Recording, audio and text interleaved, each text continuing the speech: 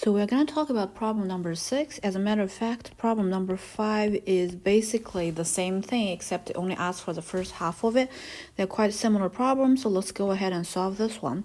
Well, it's quite obvious that this is a mixture of x and y terms, so when you try to find the derivative expression, you are supposed to use implicit differentiation. So we take derivative on both sides of my expression. The left side is summation of multiple terms, then you can use sum rule.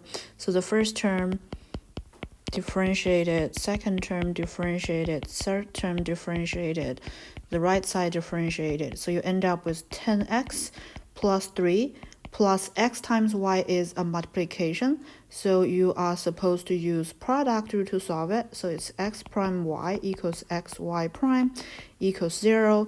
So let's simplify a little bit further. It's 10x plus 3 plus x prime is 1. So it's y plus x y prime equals 0. Well, y gets derivative is y prime. That's the simplest case. Then you continue your discussion.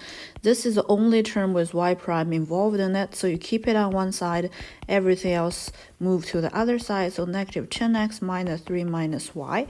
So y prime is negative 10x minus 3 minus y over x. Okay, once you got this, you are pretty much all set. They did ask you what's y prime when x equals 5, so you're going to use the information when x is 5, y is negative 27. Well, it came from the condition that's given in the original problem, right? It's not something that's coming out of nowhere.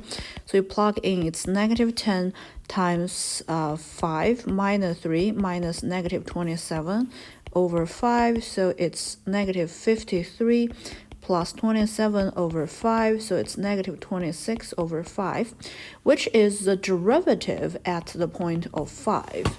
Right? And that's not the end of it. The question also asks you what exactly is the equation of a tangent line at the given point. You have the slope, you have a point, so it's quite obvious how to put everything together. It's y minus negative 27. It is negative 26 over 5, x minus 5. But don't forget, the question asks you what exactly is y. So you end up with saying, okay, y equals negative 27 minus 26 over 5x minus 5.